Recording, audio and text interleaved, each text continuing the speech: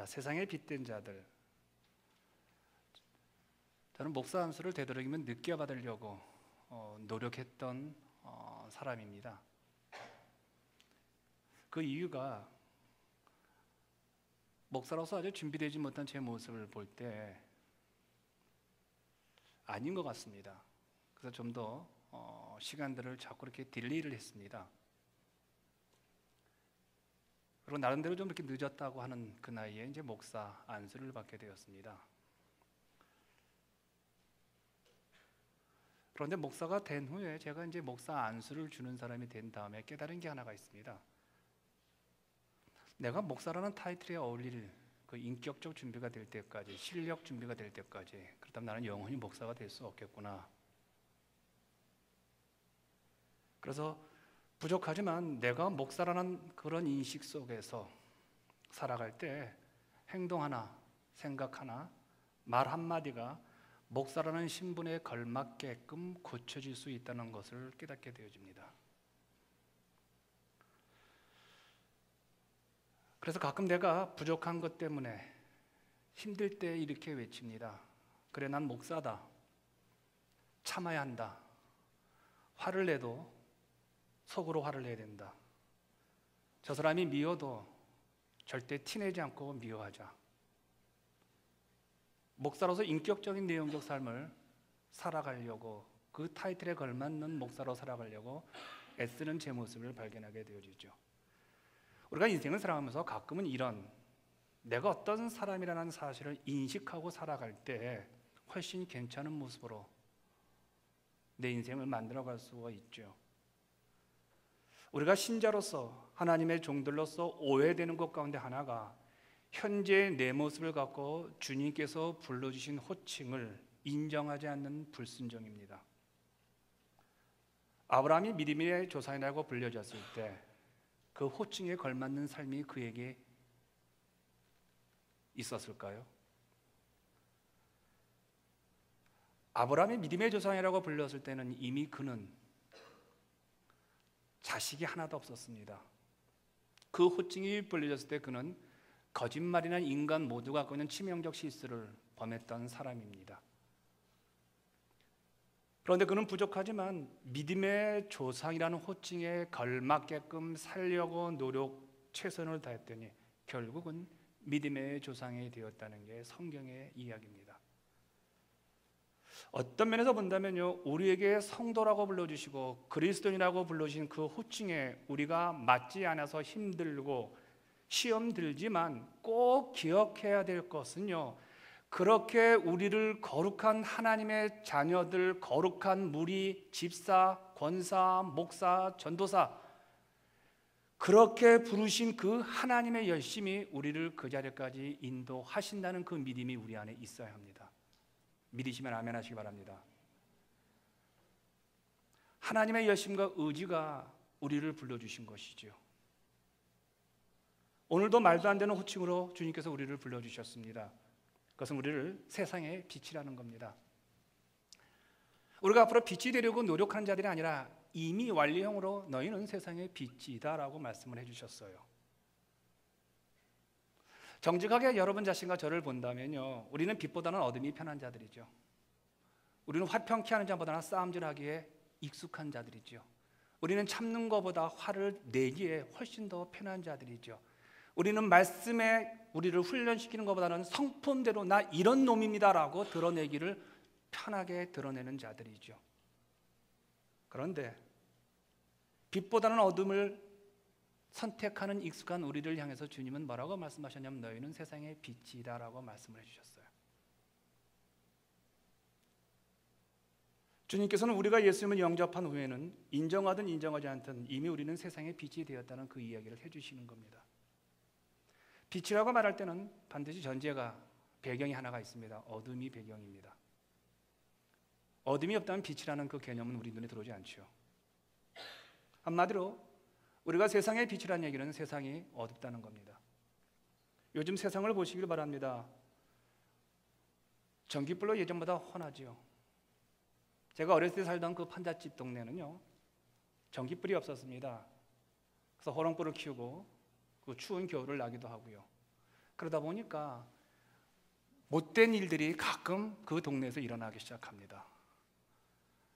그러다가 전기가 들어오기 시작하면서요, 그 판잣집 동네가 못된 일들이 많이 줄어들었습니다. 밤에 가로등에 불이 생기니까요. 지금은 어떻습니까? 훨씬 더 많은 빛들이 우리 주변에 있죠. 그런데 여러분, 우리가 옛날보다 지금이 더 어둡다는 표현을 쓰지 않습니까? 그 의미는 어떤 의미에서 우리가 쓸까요? 도덕적으로 어둡다는 겁니다. 영적으로 어둡다는 거죠. 여러분, 슈가데디라는 말 들어보셨나요? 슈가데디, 설탕 아빠.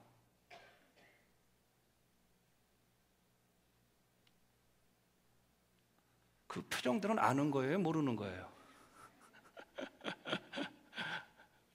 슈가데디라는 말은요, 대학생, 여학생들이 4년 학비를 벌기 위해서 나이 많은 남자들을 사귀는 겁니다. 그래서 남자들로 용돈을 받아 쓰고 학비를 받아 쓰는 겁니다. 여러분, 미국 대학생활 졸업할 때 평균 3만 불 빚지고 나온다는 말이 있죠. 근데 요즘 그 슈가데디라는 클럽에 100만 명 이상의 여학생들이 가입했다는 신문 기사를 제가 요즘에 보았습니다. 편하게 대학을 가자는 거죠. 그렇다면 슈가데디라는 말을 들을 수 있는 그 남자들의 나이는 보통 40대부터 50대 초일 겁니다. 그러면 대학생들을 19살에서 21살로 우리가 규정해 본다면 딸들입니다. 여러분, 딸들하고 어떻게 연애를 합니까? 난 그 인식 자체가 이미, 딸이 여자로 보인다는 건 무인도로 보내야 되겠죠.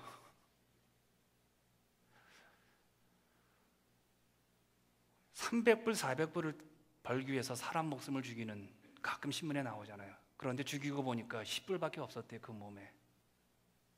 참 흉측하죠. 어둡죠. 그럼 왜 어두울까요? 성경은 이렇게 말합니다. 그 중에 이 세상 신이 믿지 아니하는 사람들의 마음을 혼미케 하여 그리스도의 영광의 복음의 광채가 비치지 못하게 함이니. 여기서 가장 중요한 이야기 하고 있습니다. 그 원인이 이 세상 신이 있다는 겁니다. 우리가 그 신을 말해서 우리는 일명 사탄이라고 말합니다. 미혹의 신이라고도 부릅니다. 그런데 그 사탄과 미혹의 신이 이 세상 사람들의 마음을 혼란케 해서 절대가치, 절대 기준, 절대 질서를 갖다가 인정하지 않게 한다는 것이죠. 이 세상 신들이 세상을 어둡게 만들었다는 거예요. 그런데 저는 여기에서 아주 중요한 성경에서 말하는 또 다른 이유를 제가 발견합니다. 그리스도의 영광의 복음의 광채가 비치지 못했기 때문에 세상이 어둡다고 말을 하는 거죠.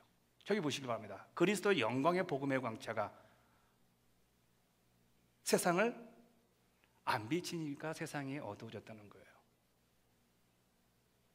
한마디로 미혹의 영들이, 우리 크리스찬들이, 우리 믿음의 백성들이 그리스도의 향기와 그리스도의 빛을 비추지 못하도록 무언가 우리의 관심을, 무언가 우리의 생각을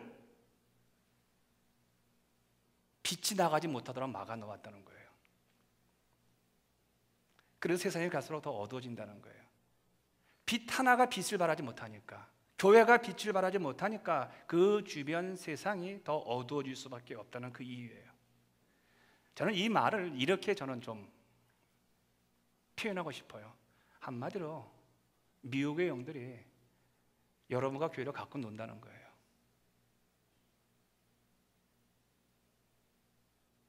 우리끼리 서로 다투고, 우리끼리 서로 시기하고 질투하고 실룩실룩거리면서 네 편이냐 내 편이냐, 이런 모습으로 빛을 비춰야 할 우리들이 어둠의 세력들이 좋아하는 것으로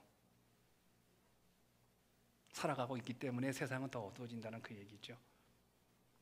왜 예수님이 우리를 향해서 세상의 빛이라고 하신 그 이유를 여러분 아셔야 합니다. 우리가 아니고서는 세상의 어두움은 사라지지 않는다는 거예요. 우리가 빛의 삶을 살아야 세상은 정상이 된다는 겁니다.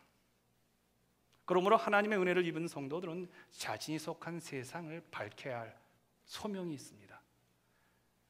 여러분과 제가 예수 그리스도를 구세주로 주님의 영접한 다음에 모든 사람은 공통적으로 목사로부터 시작해서 우리 교회 다니는 어린아이 이르기까지 보편적 콜링이 한 가지가 있습니다. 그것은 세상의 어둠을 몰아내는 겁니다.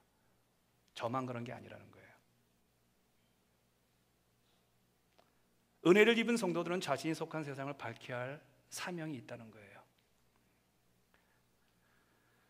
그런데 이렇게 얘기하면요, 여러분과 저가 이제 가끔 이제 좀 두렵지요. 아이 목사님, 제 꼬라지를 제가 아는데 제가 어떻게 그런 삶을 삽니까? 우리가 어떻게 빛이 될까요? 6월의 고백을 들어보시기 바랍니다. 빛이 어둠에 빛이 되어 어둠이 깨닫지 못하더라. 참빛 곧 세상에 와서 각 사람에게 비치는 빛이 있었나니. 문제는 그거예요. 빛이신 예수님이 오셔가지고 그 빛을 비췄는데 어둠이 깨닫지 못하고요, 영접하지 않고 받아들이지 않았다는 거예요. 그런데 여러분과 저는 그 빛을 받아들였죠. 그래서 이 자리에 오게 된 것이죠. 참빛이신 예수님으로 인해서 여러분과 제가 빛이 된 겁니다. 빛이신 예수님 내 안에 있기 때문에 그 빛이 내 안에서 빛나는 의미에서 내가 빛이라는 것이죠. 그런데 그 참빛인 예수님이 부활승천하셨습니다. 하늘에 올라가셨어요. 요한복음 9장 5절 함께 읽겠습니다. 시작. 내가 세상에 있는 동안은 세상의 빛이로라. 그러니까 세상에 있는 동안에, 그 다음은 세상에 없는 동안도 있을 거 아닙니까? 그러니까 세상에 있는 동안에는 우리 예수님이 빛이라면 그분이 부활승천하셨어요. 하늘로 올라가셨어요. 그럼 누가 빛의 역할을 해야 되냐는 거예요. 바로 우리라는 겁니다. 우리 안에 계신 예수님의 빛을 우리가 반사함으로 빛의 역할을 해야 된다는 거죠. 우리는 빛이신 주님으로 말미암아 예수님을 소유했기 때문에 예수님을 반사하는 영광스러운 반사체인 빛이 되었다는 것이죠. 바울은 이 사실을 에베소 5장 8절에서 아주 당당하게 선포합니다. 같이 읽겠습니다. 시작. 너희가 전에는 어둠이더니 이제는 주 안에서 빛이라. 빛의 자녀들처럼 행하라. 전에는 여러분과 제가 어떤 자들이었습니까? 어둠의 자녀였답니다. 이제는 빛의 자녀이기 때문에 빛의 삶을 살라고 말을 하죠. 여러분, 빛과 어둠의 그 삶을 아주 대조적으로 드라마틱하게 보여준 성경 본문이 갈라디아서 5장입니다. 갈라디아서 5장 23절 이전에는 보면요, 육체의 열매가 소개되고 있습니다. 어떤 걸까요? 수근수근 되는 겁니다. 여러분, 수근수근 되는 건 뭐예요? 불편한 걸 이렇게 옆에 사람에게 얘기를 하는 거예요. 그다음에 시기하는 거예요. 시기한다는 건 뭐냐면 못마땅해 하는 거예요. 아, 저 사람이 못마땅해요. 하는 짓이 마음에 안 들어요. 질투하는 거예요. 그것은 어둠의 사람들이 하는 짓이라는 거예요. 그런데 성령의 사람들, 빛의 사람이 하는 삶의 모습은 9가지 모습으로 나타나요. 어떤 모습이었습니까? 화평케 해요. 인내해요.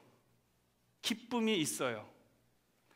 여러분, 5장 23절을 구준으로 본다면 너무 극명하게 드러나고 있어요. 성경은 근데 우리를 말하면 뭐라고 말하는데, 너희들은 빛의 자녀라고 말하면서 빛의 자녀가 품어야 될 삶의 열매가 뭐라고요? 화평케 하는 거예요. 기뻐하는 거예요. 절제하는 거예요. 인내하는 거예요. 그런데 어둠의 자녀들이 하는 것은 뭐예요? 불평하는 거예요. 시기하는 거예요. 수근수근하는 거예요. 무리를 지는 건 너 내 편, 너는 남의 편, 이렇게 그룹 찌는 거예요. 그럼 혹시 이 자리에 지금 시기하고 질투하고 마음 가운데 불편해하고 마음 가운데 무언가 온갖 하나님이 원하지 않는 어둠, 예전에 있었던 육체의 열매들로 가득 차이신 분이 있다면 잘못 사시는 거죠. 그 이유가 무엇이든 간에요. 성경은 그렇게 말합니다. 너희가 전에는 어둠이었더니 이제는 빛의 자녀이기에 빛의 삶을 살거라고 말합니다.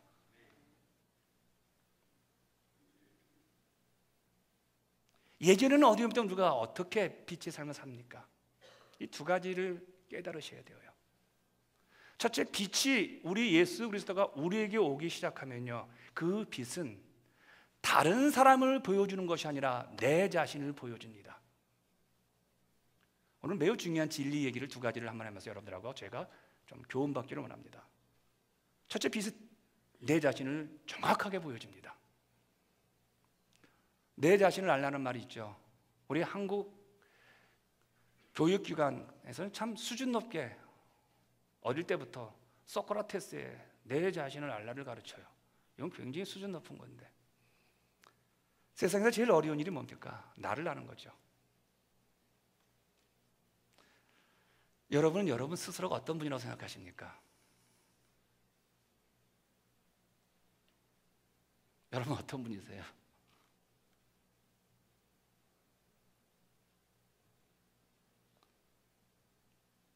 우리 자신을 알아야 사물을 알게 되어지죠.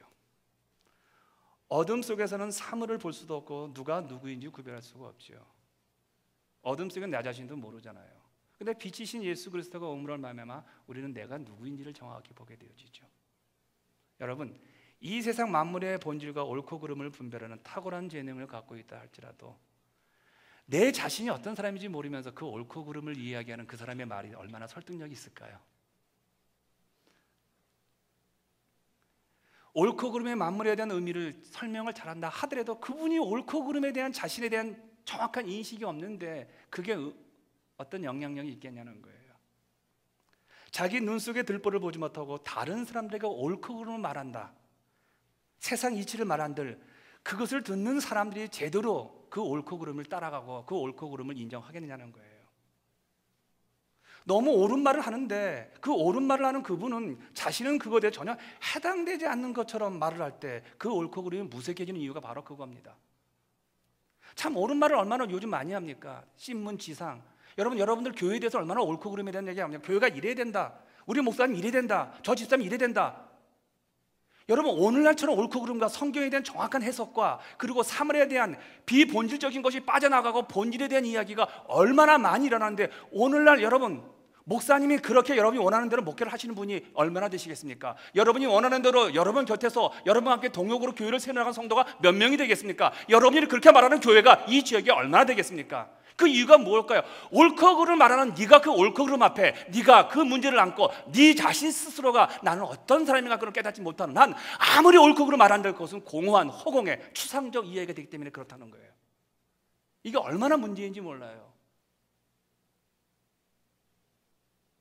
예전에 저에게 강의를 들었던 어떤 목사님과의 대화, 제가 좀 이렇게 기록으로 남겨두었습니다. 그분이 이제 이 근방에서 교회를 청빙받아서 가셨습니다. 근데 교회가 조그마한 교회였습니다. 그러면서 그분이 너무 힘들다는 거예요. 개척할 때는 일꾼이 없어서 힘들었는데 교회가 좀 성장한가 싶더니 그 일꾼들이 말썽을 피운다는 거예요. 왜 그렇게 싸우는지 모르겠다고요. 그 싸우는 능력과 열정과 그 사람을 비판하는 그 이야기를 가지고 좀 지역에 있는 예수 안 믿는 사람들에게 예수를 전했으면 좋은데 맨날 교회에 와가지고 교회 얘기하고 그 사람 얘기를 한다는 거예요. 그래서 이제 이 목사님이 우리가 할 일은 그거 아니지 않을까라고 말하면 그 말을 했던 사람이 목사님은 저 사람 편이라고 또 목사님을 편가름의 한쪽으로 몰아넣는다는 거예요. 그래서 이 목사님이 화가 나가지고요, 주일날 설교를 했다고 합니다. 여러분, 설교를 할 때 그런 싸움 나는 설교를 할 때 비닐보스가 좋습니다. 유두개와 순두고 그 여자 집사 두 분이에요. 그 얘기를 했더니 그 여자 집사님들 두 분 그 그룹 중에서 이렇게 말한다고 합니다. 목사님이 설교를 통해서 깐다. 기분 나빠서 교회 못 나오겠대.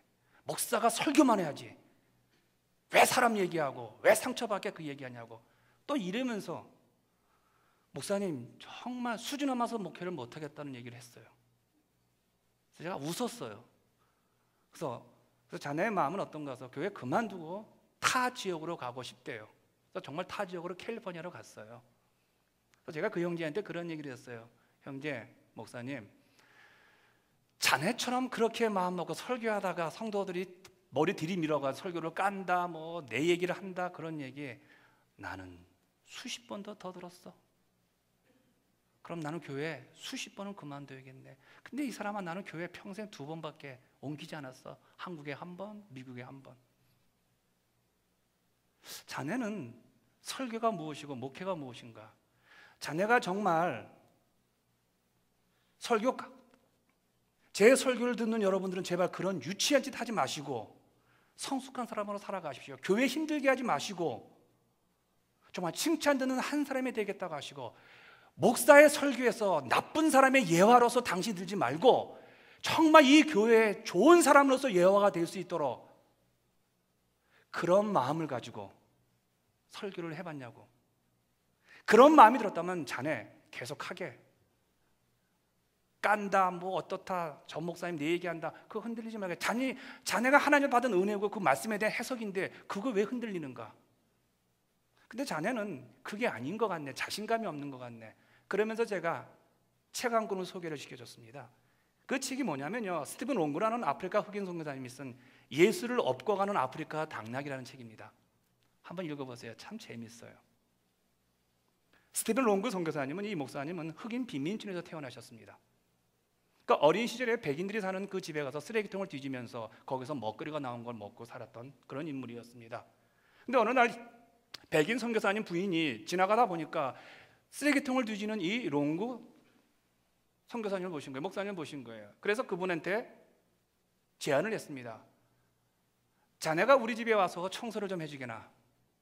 그럼 내가 자네에게 돈을 주겠네. 근데 첫 출근을 해보니까 이 선교사님 집안에 먼지가 없는 거예요. 치울 게 없는 거예요. 화장실에 가니까 자기 집에서는 화장실이 저기 아니잖아요. 근데 거기는 물이 이렇게 딱 나오는 거예요. 세수해도 될 물이에요. 깨끗한 물이에요. 자기가 살던 움막에 비하면 너무너무 좋은 거예요. 너무너무 깨끗하고 너무너무 손볼 것이 없는 거예요. 청소할 것이 없는 거예요. 그래서 이렇게 깨끗한데 왜 사모님은 나한테 청소하라고 하지 하면서 하루 종일 휘파람만 불고 왔다 갔다 하면서 TV나 보고 그러고 있었던 거예요. 근데 며칠을 보니까 이 선교사님 부인이 보니까 먼지가 안 없어지는 거예요. 그리고 카페트에 무슨 발자국이, 맨발 발자국이 있는 거예요. 그 진흙바닥 밑 발자국들이요. 선교사님 부인이 이 롱구 선교사님을 불렀습니다. 젊은이, 우리 집에 청소하지 말고 나가게. 왜 나가는지 이유를 몰랐어요. 이 롱구 선교사님은요. 여러분, 빈민촌에서 살았던 기준으로 보았을 때 그 집은 먼지가 없어요. 청소할 게 하나도 없어요. 그러나 선교사님 부인의 기준으로 볼 때는요, 3일간 청소를 안 한 자기 집이 먼지 투성이에요. 여러분, 기준의 차이가 이렇게 무섭습니다. 기준이 나부터 시작해서 타인을 보기 시작하면 여러분 어느 사람하고도 여러분 동용 못합니다. 어느 사람하고도 여러분 결혼 생활 롱롱 못합니다. 여러분 교회 봉사 어느 분하고도요 3년 이상을 같이 할 수 없습니다. 그런데 기준이 주님으로부터 나에게 오기 시작하면요 인생 자체가 달라집니다. 어떻게 달라지기 시작하냐면요, 내 속에 부족한 부분, 내 속에 청결하지 못한 부분, 내 속에 예전에 육체의 소욕으로 살아왔던 시기와 질투와 부정과 비난과 음모와 거짓말과 나 자신이 세상의 기준이라고 했던 그 못된 소가지가 내 안에서 보이기 시작을 합니다.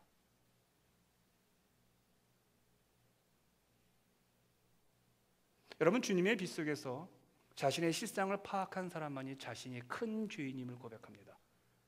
자신 속에 있는 들보가 더 크다는 사실을 인정하지요. 사람을 비판하고 주위 사람들을 쉽게 정죄하던 그런 습관이 이제는 자신이 먼저 비판받고 자신이 항상 문제의 근원자라는 사실을 고백하기 시작하죠. 힘들지만 여러분 빛 속에 들어가시길 바랍니다. 힘들지만 빛 속에서 내 자신을 보시기를 바랍니다. 빛 속에서 바라보면 내 영혼이 더 얼마나 추악한지 몰라요. 벌레만도 못한 내가, 저 예전에 이 찬송의 의미가 가사가 잘못됐다고 생각했습니다. 어떻게 만물의 영장 인간이 벌레보다 못할까? 그러나 이건 립서비스는 아닙니다. 화난 제 모습, 미움에 누군가를 시기하는 제 모습을 바라보았을 때는요 벌레만도 못한 제 자아를 보게 되어지죠. 그 가사는 맞는 것 같아요. 빛 속에서 보면요 내 영혼이 다 보여집니다. 추악하고 창녀보다 더 더러운 내 모습을 보게 되어지죠. 창녀는 먹고 살기 위해 자기 몸을 팔지만 저는 어떻습니까? 먹고 살기 위한 거 아니라 내 정욕과 내 마음과 내 가슴을 만족하기 위해서, 내가 이기기 위해서 우리는 돈 벌잖아요. 내가 이기기 위해서 승리하려고 하잖아요. 그 얼마나 더럽습니까? 얼마나 걸레 같습니까? 우리 스스로가요. 빛이 저를 폭로하지만 그 다음에 어떻습니까? 그 빛이 저를 인도해서 어둠으로 가지 못하게 막잖아요. 빛으로 인해서 제 자신이 아프지만 빛 때문에 저는 악을 멈추죠. 빛 때문에 사람들에 대한 미움을 멈추죠. 그리고 다른 사람을 정죄하지 않죠. 문제는 나구나.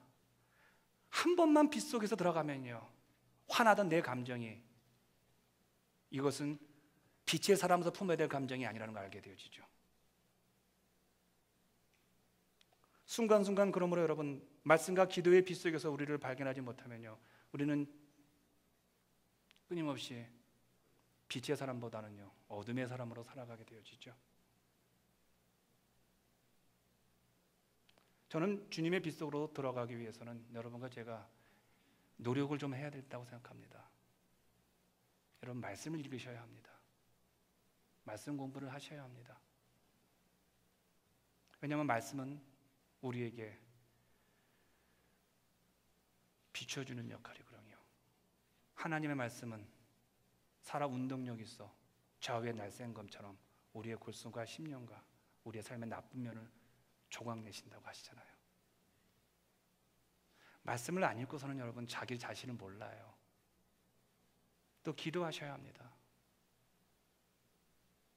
기도란 하나님 앞에서 내 자신의 연약함을 놓고 우는 거잖아요. 예수를 믿었었는데 20년, 30년 됐으면 하나님, 저 정도 사람은 내가 품어야 되는데 아직도 저 사람과 똑같은 수준에 있는 내 모습,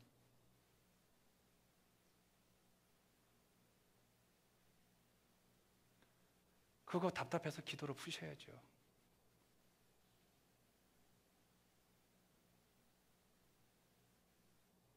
빛의 인도하심을 받지 못하면요, 목사는 맞습니다. 여러분, 제가 목사는 맞습니다. 그러나 하나님의 종은 아닙니다. 빛의 인도를 받고 빛의 삶을 살지 못하면요, 여러분, 집사는 맞습니다. 그러나 하나님의 교회 집사는 아닙니다. 여러분, 빛의 인도를 받지 못하면요, 여러분, 성도는 맞습니다. 거룩한 무리라는 뜻은요, 그러나 하나님의 거룩한 백성이라는 말은 못 듣습니다. 교회는 다니지만 주님의 몸인 교회의 지체는 될 수 없는 것처럼요. 먼저 자신을 한번 보시길 바랍니다. 지난주에 어느 성도님 홈처치를 방문했었습니다. 그러다가 그 홈처치 교우들로부터 들었던 이야기입니다. 그 홈처치에 그 집주인 남편이 몸속에 돌 때문에 한 주간 내내 고생을 했다고 합니다. 정말 고생 많이 했습니다. 저도 걱정됐었고. 근데 지난주에 목자 모임에서 홈처치에서 삶을 나눌 때 그 집사님이 이렇게 고백을 했다고 합니다. 이 아픔에 어떤 의미가 있습니까? 내가 무엇을 생각을 해야 됩니까? 근데 사실 그 양반은 그렇게 나쁜 짓 하는 분은 아닙니다. 참 착하고 순진합니다. 성실하고요. 여기다가 놓으면 여기서 안 움직이는 사람이에요. 안 갈 사람이에요.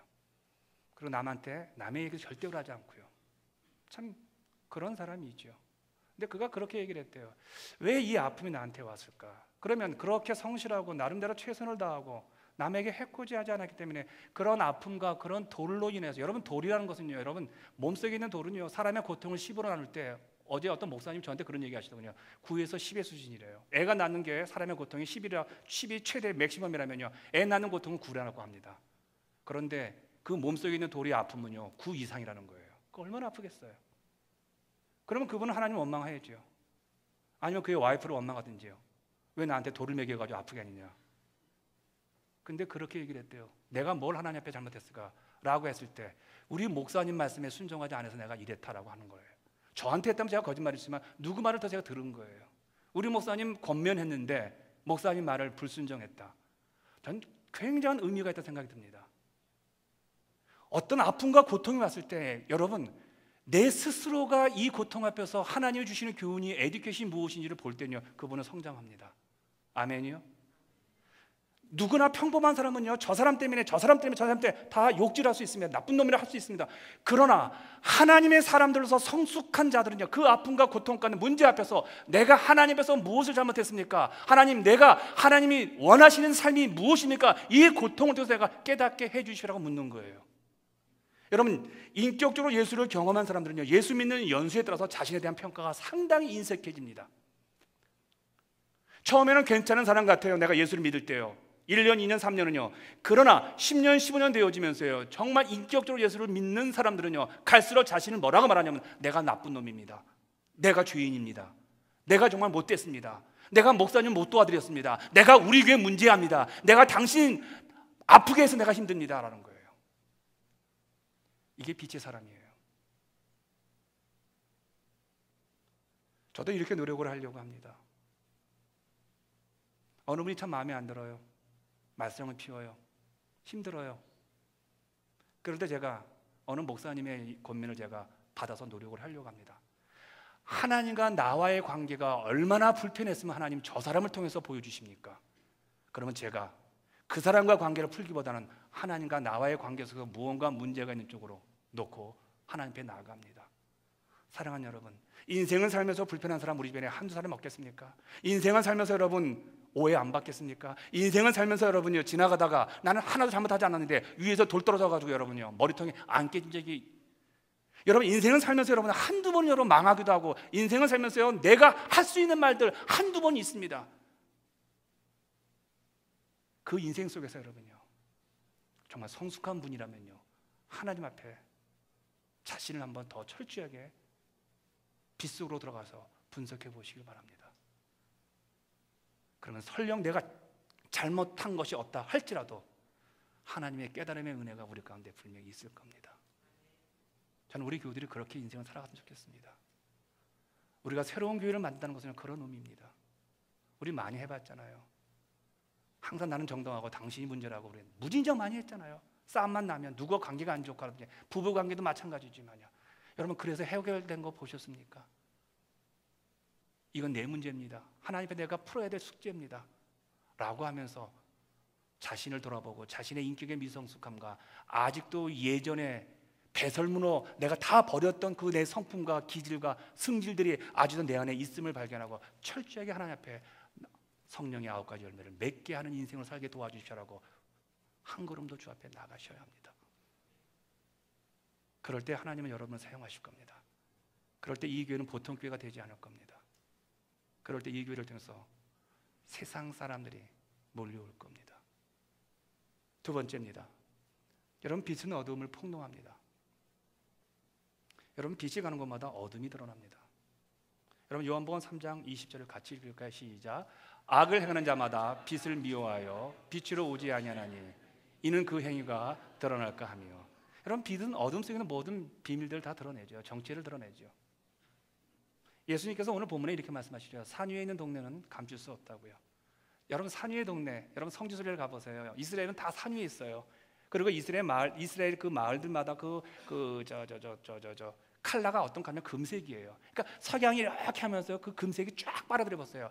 정말 아름다운 곳이에요. 영어로 뭐냐면 fantastic. 진짜 아름다워요. 동네 위에 있기 때문에요. 감출 수가 없잖아요. 등경의 등불도 감출 수 없다잖아요. 빛이신 주님이 내 안에 있다면 이 빛은요, 감출 수가 없어요. 여러분, 복권 당첨하더라도 여러분 얼굴 빛 감출 수 있어요? 괜히 말하고 싶잖아요. 여러분, 오시다가 이만한 왕볼을 봤어요. 이런 볼 없죠, 사실은. 이런 볼 없어요. 교회 오시다가 보니까 벽에 이렇게 왕볼이 있어요. 그럼 여러분 오시자마자 뭐부터 얘기하실 거예요?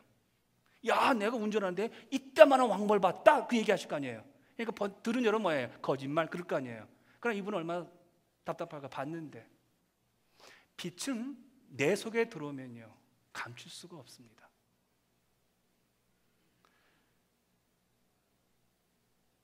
빛이신 우리가 가는 곳에 반드시 이런 전조현상이 있어요.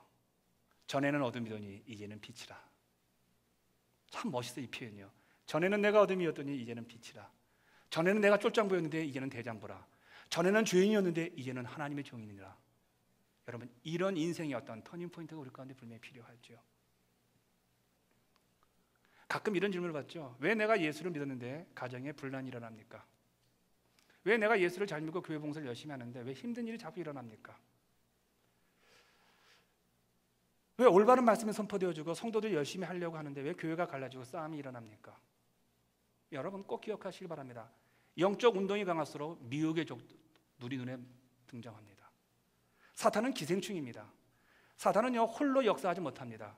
사단은요 하나님의 말씀을 선포하지 못합니다. 사단은 하나님의 말씀이 선포되어지면 그 말씀을 왜곡시킵니다.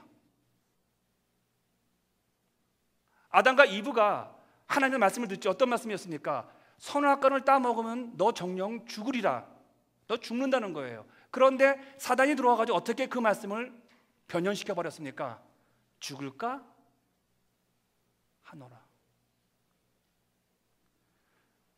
사단은 기생충이에요. 기생해서 사는 존재예요.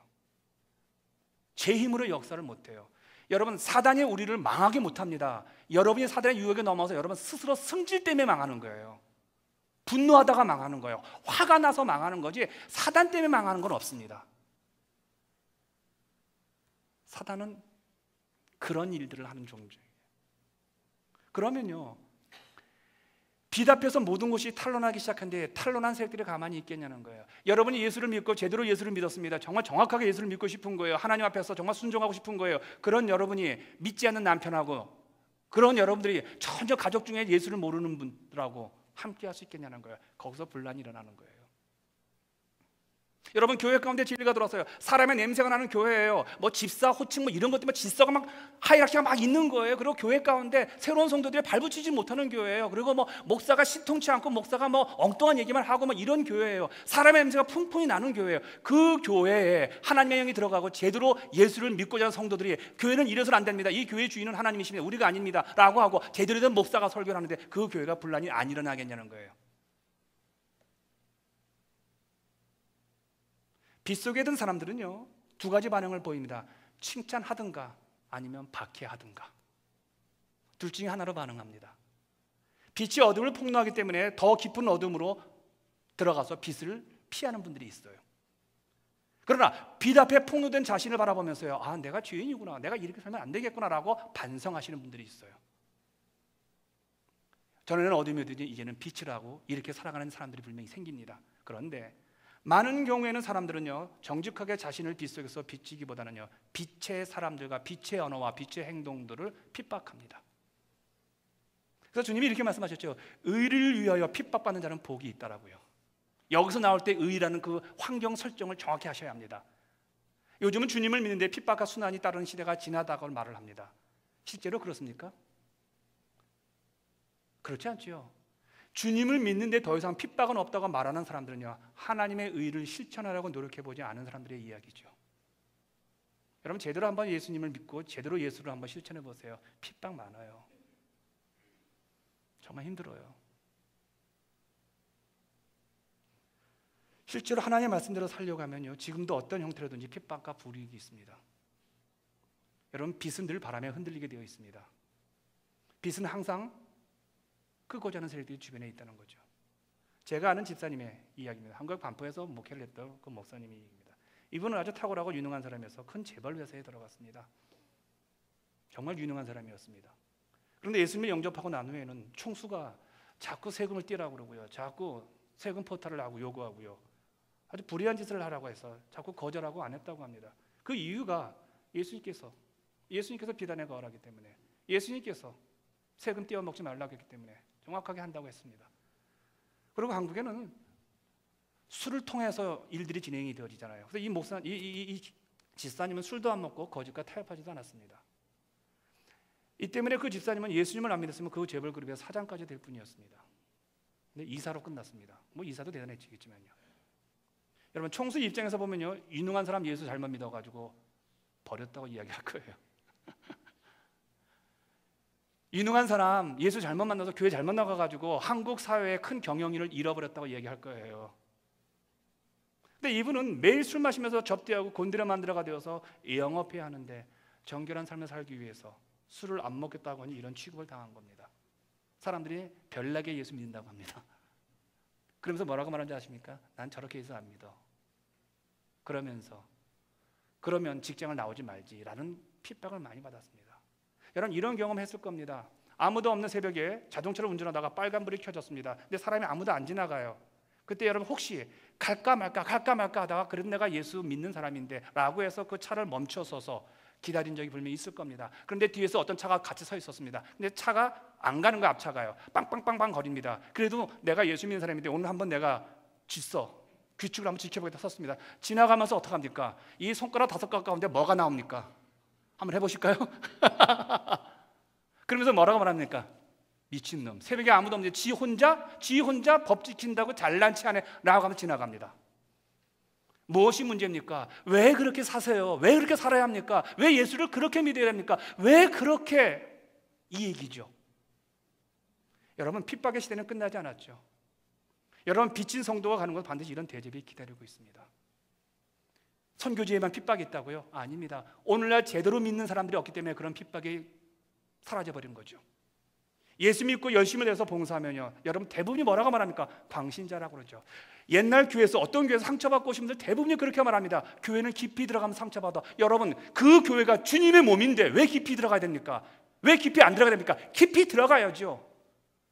주의 몸인데 내 교회가 아니고 인간의 교회가 아니고, 당신이 그전에는 인간들이 모인 교회에서 신앙생활을 한 것이 문제지, 지금 이 교회에서는요 여러분 일주일 내내 교회에 오셔서 하나님 몸 교회를 세워나가셔야죠. 그런데 뭐라고 말합니까? 2가지 얘기하죠. 상처받아. 슬슬해. 이건 세상 얘기죠. 우리 얘기는 아니지 않습니까? 그런데 놀라운 것은요, 이렇게 소리를 들어도 빛의 모습으로 살아가는 사람들을 통해서 예수 믿는 사람들이 한둘쯤에서 생겨지더라는 거예요. 여러분 세상에서 빛의 특징을 상실하면 그리스도 아니에요. 우리는 빛으로 계속 세상 안에 있어야 합니다. 세상 가운데서 빛이 더욱 드러나기 위해서 우리는 그러기서 다르게 살아야 합니다. 여러분 우리가 다르다는 그 사실이 우리의 무기가 되어 있는 사실을 아세요? 그런 다르게 사는 사람들을 보고 세상은 충격을 받습니다. 그리고 도전이 되어집니다. 여러분 다르기 때문에 우리는 내 마음대로 아닌 요구된 삶을 살아야 합니다. 제가 목사라서 참 답답할 때가 언제냐면요, 내 성깔대로 내 승질대로 살고 싶을 때가 있어요. 근데 목사이기 때문에 요구된 삶이 있습니다. 최소한 이 정도는 유지해줘야 되는 게 하나님의 뜻인 걸 알 때, 사람에게는요 요구된 것 앞에서 내가 지켜나갈 때 사람 커집니다. 자유라는 것은요, 자유의 가장 아름다움은 어떤 것입니까? 질서 안에서 내 자유를 스스로가 내려놓을 때 얼마나 멋있는 인생인지 몰라요. 내 마음대로가 아닌 사람들, 이렇게 말합니다. 성도는 이렇게 살아야 합니다. 목사는 이렇게 살아야 합니다. 그 기준의 요구에 성실하게 맞추며 살아갈 때 그 얼마나 힘들겠어요. 그렇지만 힘들지만 도망가지 마십시오. 당신의 빛이 꺼지면 당신이 서 있는 그 자리는 다시 암흑의 자리로 돌아갑니다. 당신의 가정도 다시 돌아갑니다. 교회도 다시 암흑의 자리로 돌아갑니다. 그리고 악한 영들이 마음껏 활개칩니다. 빛의 사람으로 말씀과 기도 안대로 살려가면요, 아마 주님이 오신 날까지 당하는 불이 왜 그렇게 사냐는 비난이 여러 가지 모양으로 여러분 가운데 닥칠 겁니다. 그런데 그것이 두려워서 빛의 삶을 포기한다면요, 주께서 말씀하신 의를 위해 핍박하는 자는 천국이 저희 것임이라는 그 말씀은 실현되지 않지요.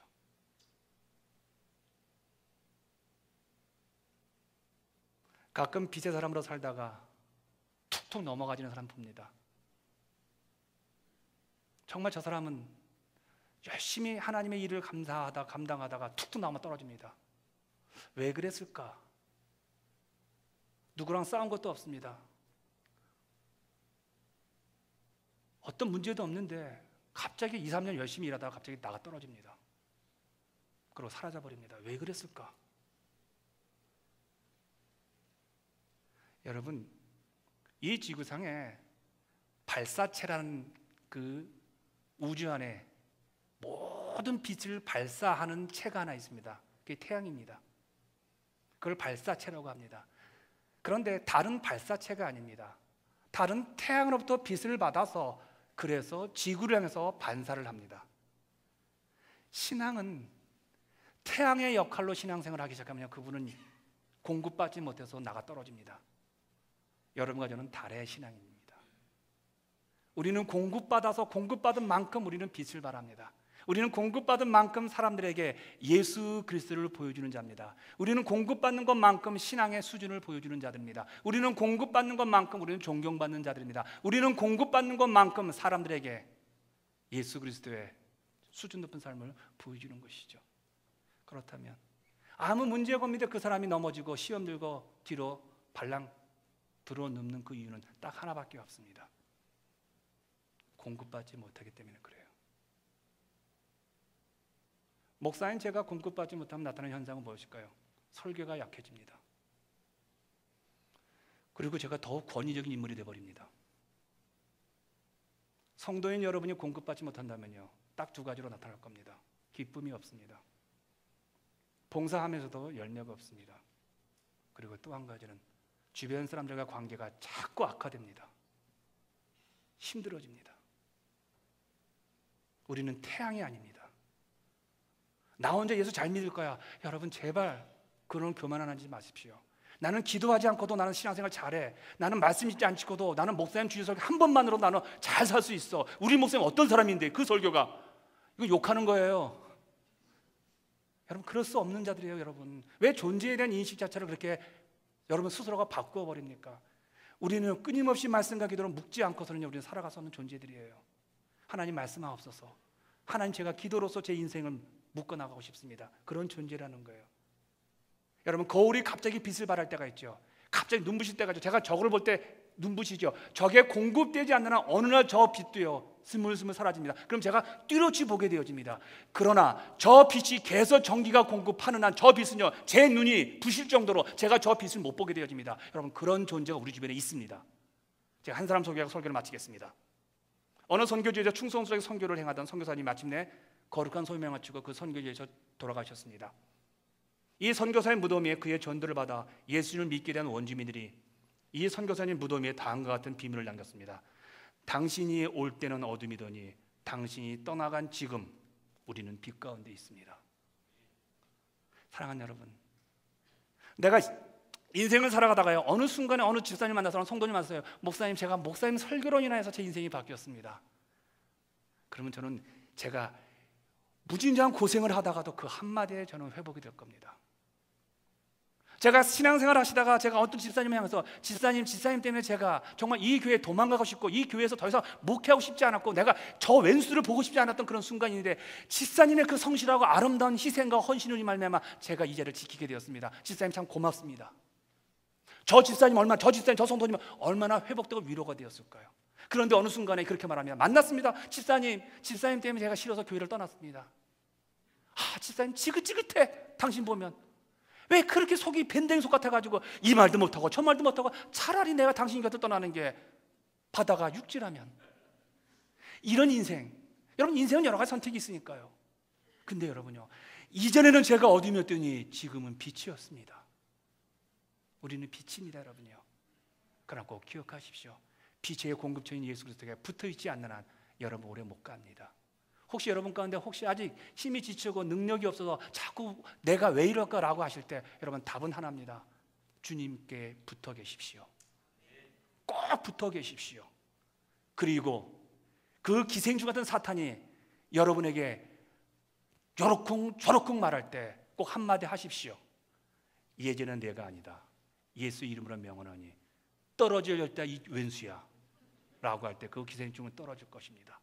여러분 마음을 유혹하는 모든 세력들 앞에 담대하게 빛으로 나가셔서 올 한 해 여러분과 제가 하나님 앞에 정말 아름답게 쓰이셔서 우리가 인생을 마치고 우리가 죽음을 맞이할 때 많은 분들이 우리 앞에 이렇게 고백을 할 수 있도록요. 당신 때문에 제가 빛이 되었습니다. 당신이 그때 참아 주었기 때문에 제가 신앙생활을 오래 하게 되었습니다. 당신이 그때 나를 사랑했기 때문에 제가 힘이 되었습니다. 그런 위대한 고백을 듣는 여러분과 제가 되시길 축복합니다.